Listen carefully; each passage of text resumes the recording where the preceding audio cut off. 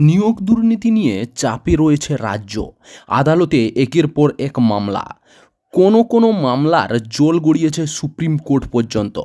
কোথাও হাইকোর্টের নির্দেশে চাকরি হয়েছে বাতিল, কোথাও আদালতের রায়ে সুতোর ওপর ঝুলছে হাজার হাজার শিক্ষকের ভাগ্য।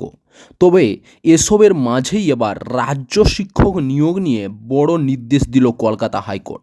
সম্পূর্ণ খবর জানার আগে অবশ্যই আমাদের চ্যানেল NB.com-কে সাবস্ক্রাইব করে পাশে থাকা বেল আইকনটা ক্লিক করে অল নোটিফিকেশন অন করে রাখবেন, যাতে দেশ, রাজ্য, জেলা এবং আপনার শহরের খবর আপনার কাছে সবার আগে পৌঁছে যায়। রাজ্যের সমস্ত প্রাথমিক স্কুলে বিশেষভাবে সক্ষম পড়ুয়াদের জন্য বিশেষ শিক্ষক, স্পেশাল এডুকেটর নিয়োগ করতে হবে, এমনটাই জানিয়ে দিলেন কলকাতা হাইকোর্টের বিচারপতি রাজশেখর মান্থা।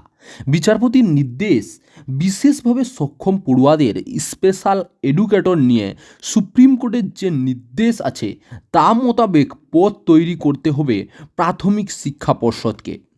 3 মাসের সময়সীমাও বেঁধে দিয়েছে আদালত।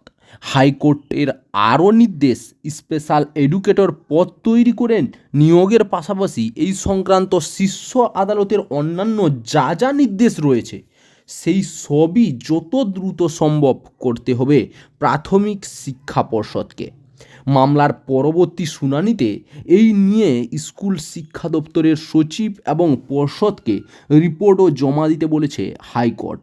এদিন মামলাকারীদের আইনজীবী আদালতে জানান, সুপ্রিম কোর্টের নির্দেশ অনুসারে রাজ্যের মাধ্যমিক স্তরে সেই পদ তৈরি করা হলেও প্রাথমিক স্তরে সেই পদ তৈরি করা হয়নি।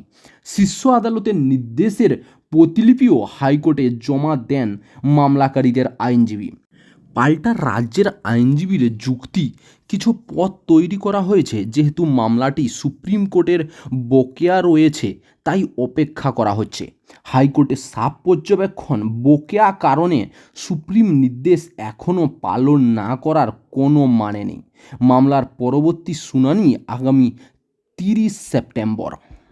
চাকরির খবর থেকে শুরু করে নিয়োগের খবর থেকে শুরু করে ঝড় ঝঞ্ঝা, দেশ বিদেশ, রাজ্য, জেলা এবং আপনার শহরের খবর একটা চ্যানেল আমাদের NewsBangla.com-এ সবার আগে আপনারা পেয়ে যাবেন। তাই চ্যানেলটাকে অতি অবশ্যই সাবস্ক্রাইব করে পাশ থেকে বেল আইকনটা ক্লিক করে অল নোটিফিকেশন অন করে রাখুন।